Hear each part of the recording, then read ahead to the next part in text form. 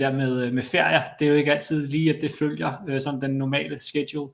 Men jeg håber dog under alle omstændigheder, at I har fået mulighed for at bare koble en lille smule fra i den forgangne uge. Det har jeg i hvert fald, og derfor så har jeg også glædet mig rigtig meget til at komme tilbage i dag, og forhåbentlig give jer et boost til jeres jobsøgningsproces. Jeg har fået hygget mig med en masse kastanjedyr og varm kakao sammen med ungerne, så for mig i hvert fald, så er det fantastisk at være tilbage, og jeg kommer tilbage med en masse ny energi, som jeg håber, jeg kan bruge til at få jer godt videre. Som altid, så er det jo rigtig rart for mig lige at vide, at der sidder nogen ude i den anden ende, og jeg ikke bare står her og snakker til mig selv. Så som altid, skyd lige en kommentar over i kommentarsporet, giv lige til kende, hvor I er fra i landet, hvad er det for nogle jobroller, I eventuelt søger, så vi på den måde kan se, at igen, det ikke kun er mig, der står her og snakker til mig selv en mandag formiddag.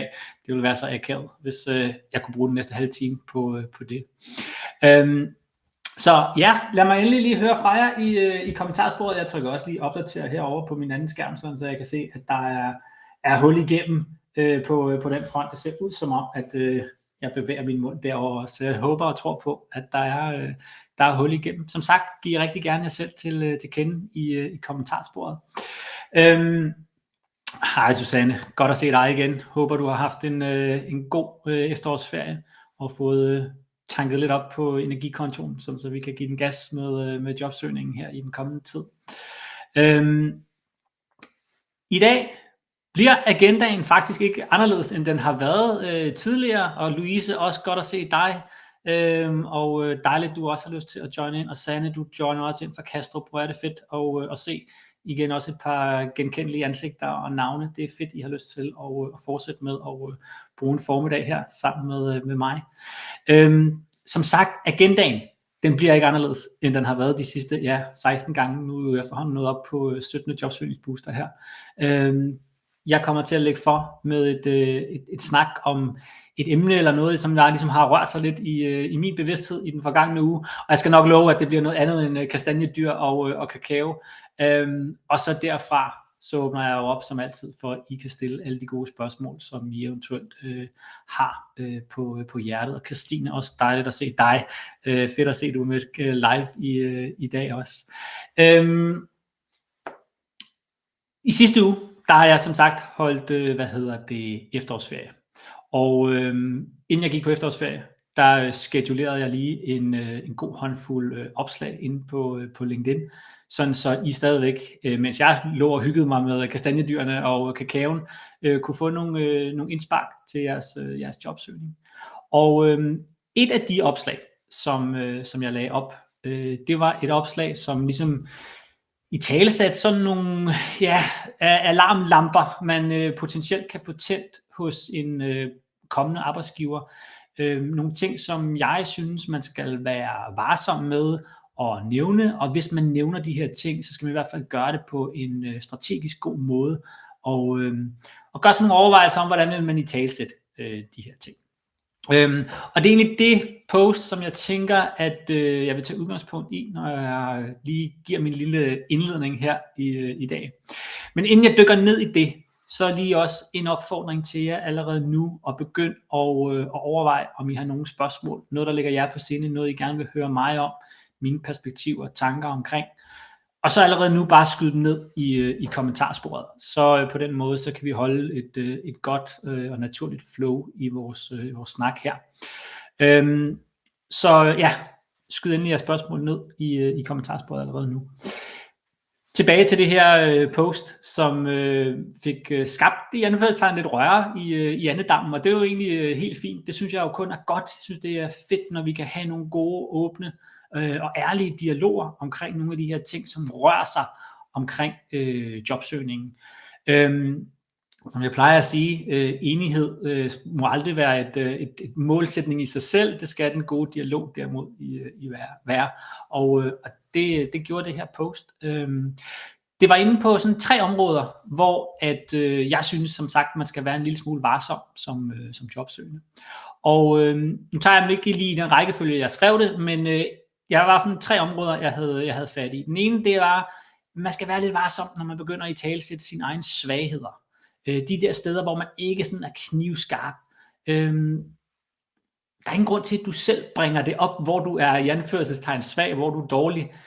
Og hvis du gør det, så sørg for at få gjort det på en god og strategisk måde, hvor du får italesat, at jo, selvfølgelig har jeg, ligesom alle andre, nogle områder, hvor at jeg godt kan udvikle mig og blive bedre.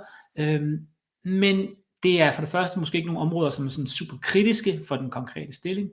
Og så også gerne få italesat, hvordan har du så arbejdet med nogle af de her ting? Hvordan er du rent faktisk blevet bedre på den her front? Så det er jo sådan den ene område, og som sagt, der er sådan 3 områder her, jeg gerne vil igennem, og det er egentlig specifikt det sidste, jeg gerne vil gå i dybden med, så jeg kører lidt kort hen over de 2 første her.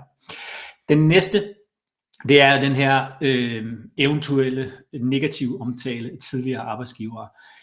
Det er også mange gange lidt et no-go. Altså lad være med at begynde at tale dårligt om en tidligere arbejdsgiver. Det sender et skidt signal, og kan jo hurtigt sætte nogle tanker i gang hos den kommende leder der, at jamen, hvis når en ansættelsesforhold ophører med den her kandidat, jamen hvad er det så, de kommer til at fortælle om mig ude i byen, ikke? Så den skal man også være varsom ved. Og så kommer vi til det, som jeg rent set gerne vil dykke ned i dag. Og det omhandler løn. Som jeg skrev i opslaget, så er lønsnak jo altid lidt sådan et ømtåligt emne, desværre, kan man sige, i mange henseender. Men det jeg har oplevet selv, når jeg har siddet og rekrutteret kandidater, det er, at nogle kandidater, de har et ekstremt stort fokus på det her med løn. Og mange gange er det nærmest det, de leder samtalen med. Altså det er det, der har deres fokus, frem for dialogen omkring arbejdsopgaver, virksomhedskultur osv. Og jeg ved bare, både fra personlig erfaring, men også fra rigtig mange af de andre rekrutteringsfolk, som jeg har i mit netværk, at det er altså bare lidt et turn-off, hvis en kandidat har så meget fokus på den der løn, frem for opgaver, virksomhedskultur osv.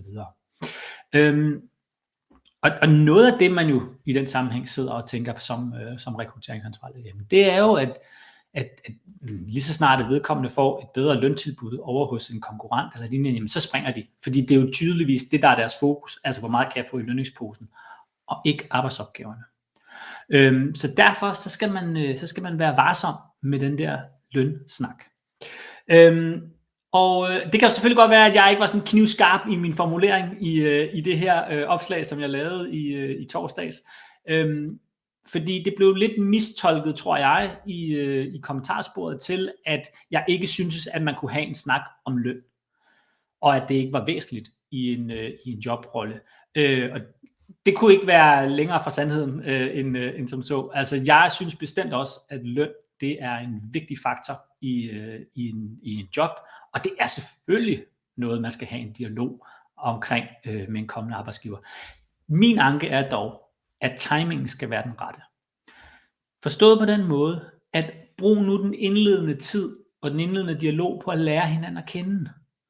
Både i forhold til arbejdsopgaver, virksomhedskultur, og selvfølgelig også den anden vej rundt, give en mulighed for, at arbejdsgiveren lærer dig at kende. Hvad er det for nogle værdier, du står for? Hvad er det for nogle kompetencer, du kan bringe til bordet? Og når de ting er på plads, så synes jeg, man skal tage hul på lønsnakken. Fordi på det tidspunkt, så har du fået bygget en relation og også et kendskab til opgaverne, til rollen osv., der også måske stiller dig i en bedre position til rent faktisk at tage en kvalificeret dialog omkring løn. Men hvis du gør det som det første, jamen så sender du i min bog først og fremmest lidt et forkert signal i forhold til, hvad er dit fokus. Og jeg synes måske heller ikke, at du giver dig selv de bedste forudsætninger for rent faktisk at have den her løndialog, fordi du ved reelt set ikke, hvad arbejdsopgaven den kommer til at indebære. Så forstå mig ret, når jeg skriver eller siger det her med løn, at man skal være varsom. Det skal man være, men det betyder ikke for mig, at man ikke skal have snakken. Man skal bare gøre det på det rigtige tidspunkt i processen. Og når så den der dialog kommer op, så synes jeg også, det selvfølgelig er værd at sige, eller tage en snak om, hvordan har vi så den her dialog.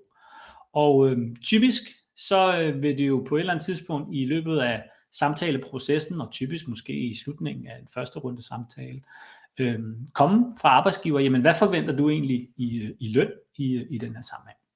Og der er jo selvfølgelig lidt forskel på, om man søger ud i offentlig regi eller privat regi. I offentlig regi, der vil man jo typisk have nogle forholdsvis faste lønrammer, som er forhandlet på plads, og der er ikke det helt store at arbejde med der. Selvfølgelig kan man godt få nogle forskellige tillæg og så videre, men lønrammerne er sådan rimelig sat i sten. Kommer vi derimod over i det private, så er der jo selvfølgelig nogle lidt bredere rammer, man kan arbejde indenfor. Når du får spørgsmålet, hvad forventer du egentlig i løn i den her sammenhæng, så er det altid min anbefaling, at du har gjort selvfølgelig noget forarbejde, så du har en idé om, jamen, hvad er det sådan normale lønniveau for den her rolle. Men så er det så i min bog vigtigt, at når vi så kommer med et tal til dem, at vi så ikke siger et fast tal. Altså, nu siger jeg bare et eller andet her, 40.000. Sæt en ramme i stedet for, så du har noget forhandlingsrum at arbejde med på et senere tidspunkt. Så hvis vi har en forventning om, at vi ligger på omkring 40.000, så vil jeg måske vælge at sige, jamen jeg forventer en lønramme, der ligger på nogenlunde et sted mellem 38 og 43.000. Så har vi ligesom en ramme at arbejde indenfor, og et ballpark figure. Og det gør også, at hvis nu den her pågældende arbejdsgiver rent faktisk ligger lidt højere, jamen så er der jo en mulighed for, at du kunne ligge på 43 frem for 40, hvis du havde sat det som et tal. Og så får jeg nogle gange sådan et pushback, når jeg nu siger det her med den her range, altså den her spænd, vi arbejder med. Jamen, ligger arbejdsgiveren så ikke bare på det laveste ende af spændet der? Og der må jeg bare sige, det er altså ikke min erfaring. Min erfaring er faktisk, at langt de fleste arbejdsgivere, de er sgu reelle nok, når de kommer til de her tal. De kigger jo selvfølgelig på, hvor ligger vores nuværende medarbejderstab? Hvad er det for en erfaring, den her kandidat kommer med? Og på den baggrund, jamen, hvor er det så, vi skal ligge henne i forhold til lønniveauet? Så det der spænd, det er vejen frem i min bog.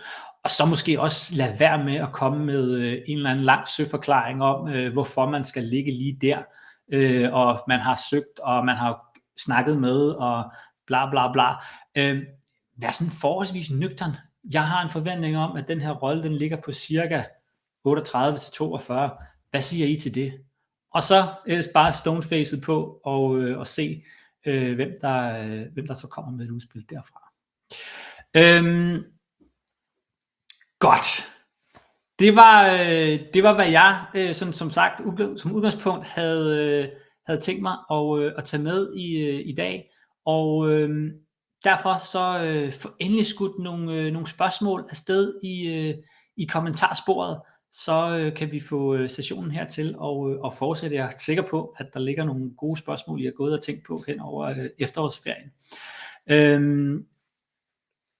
Jeg kan i hvert fald se, at der allerede er kommet et her fra Helle, og det synes jeg egentlig jo, I snakker meget godt i forlængelse af det, vi lige har snakket, så lad os endelig bare tage det på.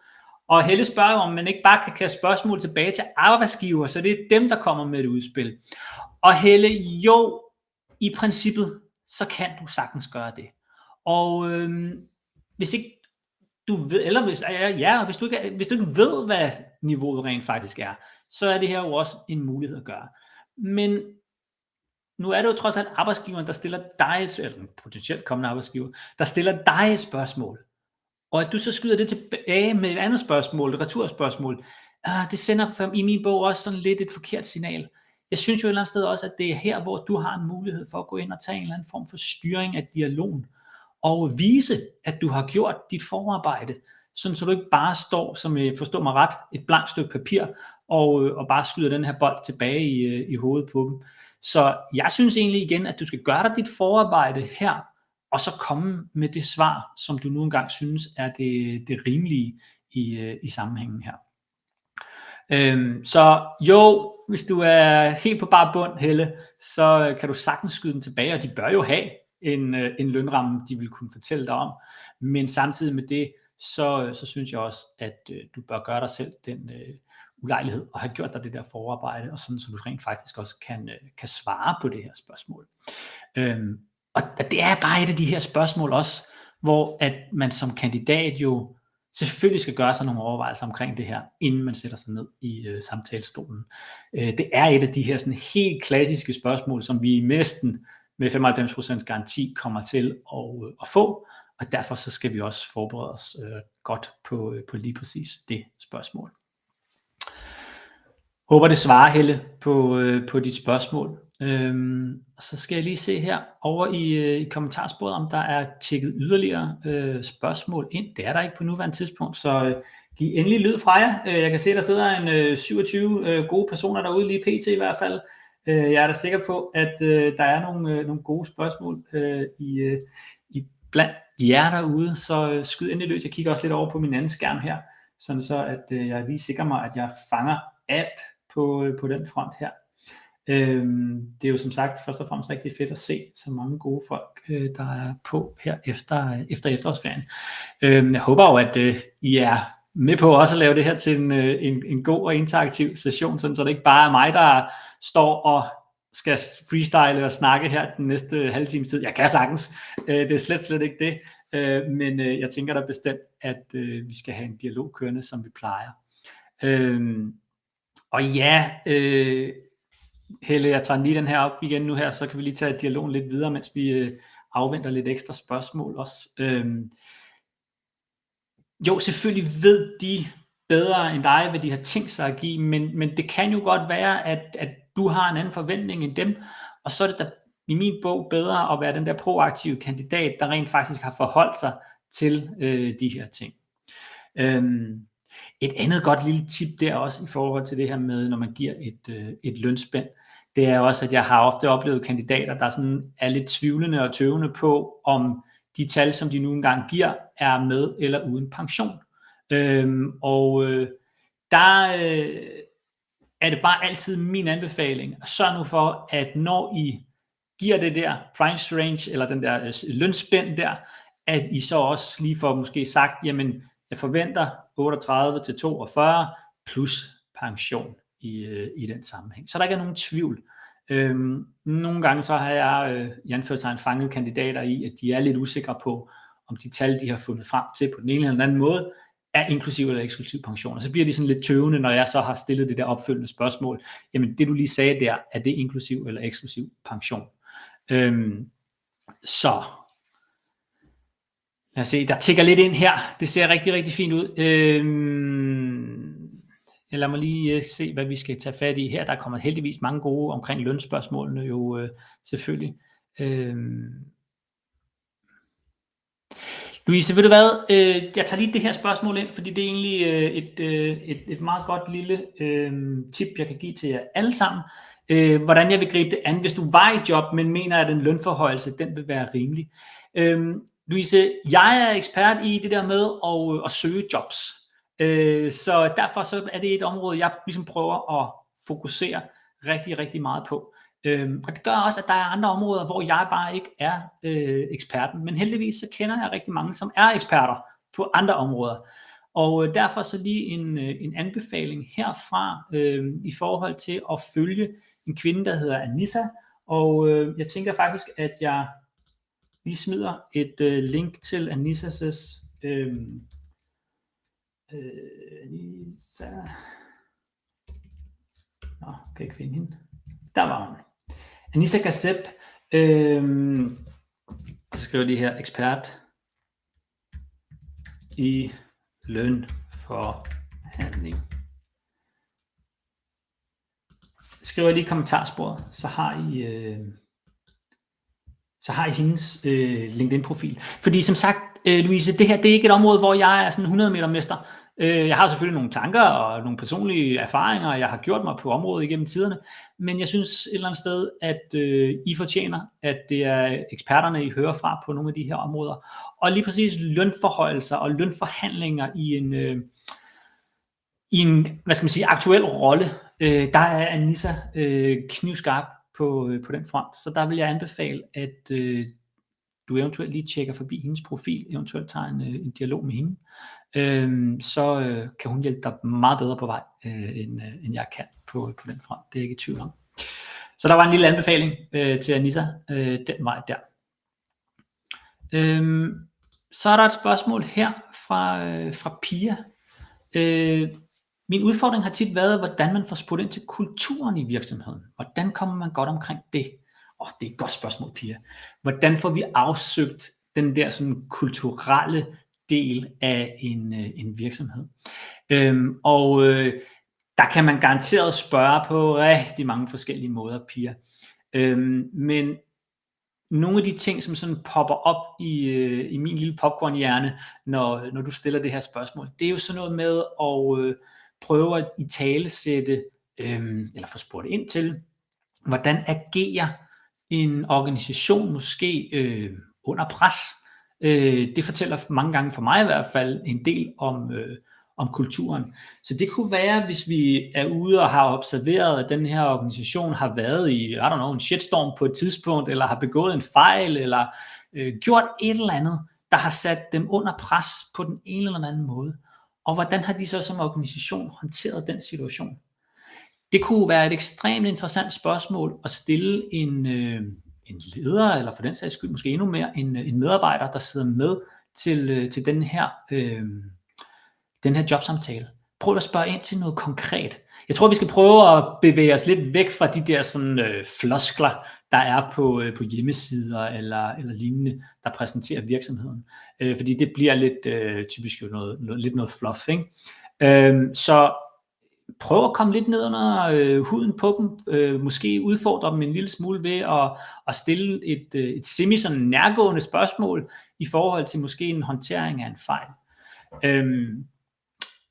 Hvis vi lige skal tage fat i det der med floskler på hjemmesider og så videre, så kunne den vej rundt måske også være at kigge på nogle af de her sådan overskrifter og floskler, og så måske tage fat i en eller to af dem, og så spørge målrettet, hvordan kommer det her rent faktisk til udtryk i jeres hverdag? Hvordan udfolder det her sig? Hvornår du sidst set et eksempel på, at I løfter i flok? Nu tænker jeg bare lige et eller andet eksempel op her, ikke?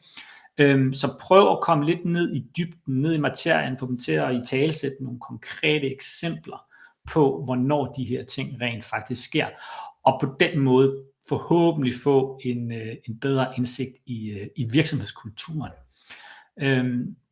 Jeg tror på det her med at komme spadestikket dybere ved at spørge om nogle konkrete eksempler, fungerer bedre end bare at sige, kan du ikke lige fortælle mig om jeres virksomhedskultur?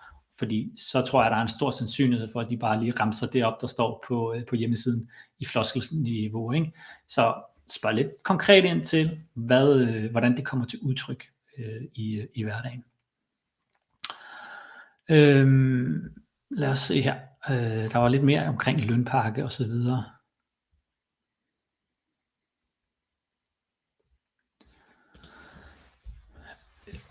Her Martin han stiller et spørgsmål tilbage til lønsnakken, hvor arbejdsgiver ikke er 100% skarp på, om man søger en elev eller en med erfaring. Hvordan kan man spørge ind til deres lønramme uden at snakke om løn, før man sender ansøgningen? Jamen, Martin, her er der jo en mulighed for, tænker jeg i hvert fald, at det kan godt være, at de ikke er sådan 100% skarpe på det i jobopslaget, men måske er de skarpe på, om de skal have en elev eller en med noget erfaring i den dialog, som man eventuelt kan have med en kontaktperson, inden man sender ansøgningsmaterialet afsted til dem. Så det var nok der, jeg ville prøve at sætte ind og lige høre, om er det her en elev eller den erfaring, og deraf må man jo så have en antagelse om, hvor ligger lønspændet i den sammenhæng, ikke? Men her er der jo selvfølgelig også lige værd at nævne, at lige om lidt, og når jeg siger lige om lidt, så er det i løbet af 26, jeg kan ikke huske lige måneden, hvis jeg skal være helt ærlig, men i løbet af 26, der bliver der jo indført nogle nye EU-lovgivningsmæssige regler, der rent faktisk stipulerer, at virksomheder, de skal oplyse på jobopslaget et lønspænd. Så hele den her dialog, vi har lige nu og her, den kan forhåbentlig blive en lille smule mindre presserende i løbet af 26, fordi at virksomheder som sagt skal til at oplyse på deres jobopslag, hvad for en lønspænd de arbejder med inden for den her konkrete jobrolle. Hvordan det lige kommer til at se ud i praksis, det er jeg i hvert fald ret spændt på at se. I USA, i flere stater, der har de faktisk allerede indført en lignende lovgivning, og det er altså ikke altid, at det har været sådan en kæmpe succes, fordi virksomheder har været tilbøjelige til at lave et meget bredt lønspænd, og reelt set så bredt, så man dårligt har kunne bruge det til noget. Så jeg er spændt på at se, hvordan implementeringen af det her, det kommer til at forløbe i løbet af 26. Men forhåbentlig kan det jo være med til at overflødiggøre en lille smule af noget af den her dialog, vi har om løn lige pt.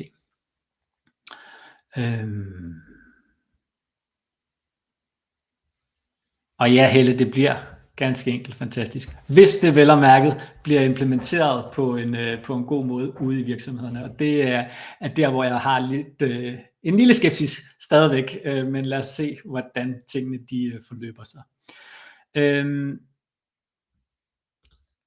Der er lidt spørgsmål her fra Margrethe, om der er forskel på processen, når man søger et barselsvikariat i forhold til en fast stilling, allerede inviteret til anden samtale. Hvis du tænker specifikt i forhold til lønsnakken her, Margrethe, så er det min optik nej. Altså det bør være den samme dialog, du har upagtet af, om du er til en barselsvikariat samtale eller en fast stilling. Der er jo selvfølgelig lidt forskel på, hvordan arbejdsgiver griber dialogen omkring løn an. Altså, hvornår har vi den? Hvornår initierer vi den dialog, hvis ikke kandidaten selv har spurgt? Nogle vil gøre det i slutningen af en første runde samtale. Andre gemmer den til anden runde samtale. Nogle italesætter den slet ikke, før end at nu har vi kandidaten, nu vil vi gerne give et tilbud. Men ikke dermed sagt, at man som kandidat nødvendigvis ikke kan stille spørgsmål i løbet af processen her. Og det var også tilbage til det, jeg sagde til at starte med. Jeg siger ikke, at vi ikke skal snakke omkring løn. Jeg synes, vi skal snakke om løn. Men jeg synes, vi som kandidater skal gøre det på det rigtige tidspunkt, når vi har lært hinanden at kende på en god måde. Og Margrethe, hvis ikke I snakkede om det til første runde samtalen, og det heller ikke bliver bragt op af arbejdsgiver i anden runde samtalen, så synes jeg bestemt, at man som kandidat godt vil kunne bringe det op. Fordi der har I netop fået skabt noget relation, noget kendskab til hinanden. Og på den baggrund, så kan I tage en god og kvalificeret dialog omkring løn, uden at det bliver det, der bliver fokuset fra din side, og på den måde får du måske skabt nogle røde flag hos den her kommende arbejdsgiver, ved at have taget det som det første i jeres dialoger. Så vi kan sagtens snakke om løn på nuværende tidspunkt, i min optik, når du nu er kommet til anden runde samtalen.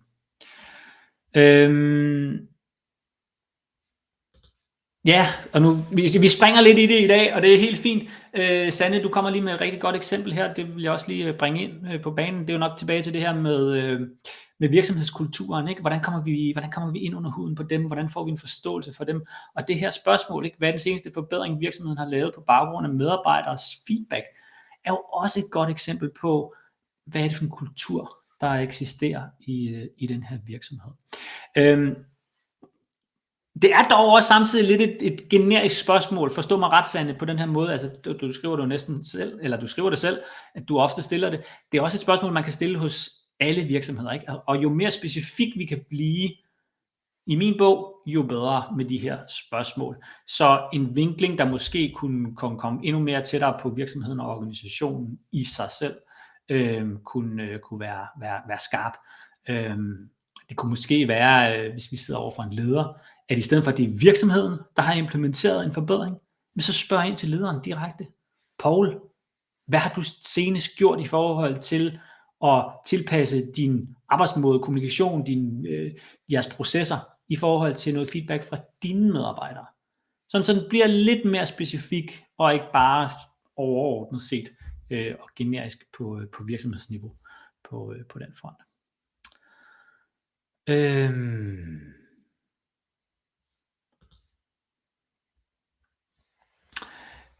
Der er et spørgsmål her, jeg kan ikke lige se navnet på dem, men har oplevet, at der er kommende kollegaer med til samtalen. Jeg synes, det er svært at bringe løn op i disse rammer, men hvor så? Det synes jeg reelt set er, ikke at jeg forstår mig ret, når jeg siger det, det er ikke dit problem her. Det er et problem imellem leder og kommende medarbejdere, eller eksisterende medarbejdere, hvis det her det er et problem. Hvis en medarbejder er blevet inviteret med til en jobsamtale, så er der open game i anførselstegn for at stille alle de spørgsmål, som du som jobsøgende har behov for at få besvaret. Så jeg synes ikke, at den her potentielt kommende kollega skal være en udfordring for at stille det her spørgsmål. det er et fortroligt rum, sådan en jobsamtale der. Så der skal kunne tales frit, uden bekymring for noget på den front der. Så der vil jeg bare give gas, uden at tøve på nogen måde. Godt. Der kom en masse gode spørgsmål på baggrund af det her. Jeg ved også godt det der med løn. Det er sådan lidt et forstå mig ret, ømtåligt emne, og der er rigtig mange meninger og holdninger omkring det, så det er rigtig, rigtig fedt at se, at de kastede ind i kampen på den her front. Og så kan vi jo som sagt håbe, at den her nye EU-lovgivning, den kan være med til at gøre tingene en lille smule nemmere for os som jobsøgende. Og i mellemtiden der, så jo en opfordring for mig om at tale om løn, men gør det på det rigtige tidspunkt i din jobsamtalesproces. Godt. Med de ord, så tænker jeg, at jeg vil runde af for i dag. Som altid, så smider jeg lige over i kommentarsporet et par links til diverse sider, hvor jeg eventuelt kan hjælpe jer videre med jeres jobsøgning, som I jo er meget velkommen til at kigge nærmere på. Der er også et newsletter, som jeg sender ud hver mandag, senest for 2,5 timer siden røg det afsted, så der er også mulighed for at skrive sig op til det, så kan man hver uge få lidt tips direkte serveret i inboxen. Men jeg sætter et par links ind til det, og så må I bare have en rigtig god uge. Jeg håber, I er gået herfra med lidt inspiration. Jeg synes i hvert fald, det har været mega fedt at være tilbage og mærke jeres gode positive energi og alle jeres gode spørgsmål også. Dem sætter jeg virkelig stor pris på. Skulle der være nogen, der er brændt ind med nogle spørgsmål, så tænker jeg, at jeg har lige en halv times tid inden frokost, så I er meget velkommen til at droppe mig en besked i min indbakke sådan her inden for den næste halv times tid, så skal jeg nok prøve at besvare så hurtigt som muligt, og generelt, så er I altid velkommen til at skyde mig en besked.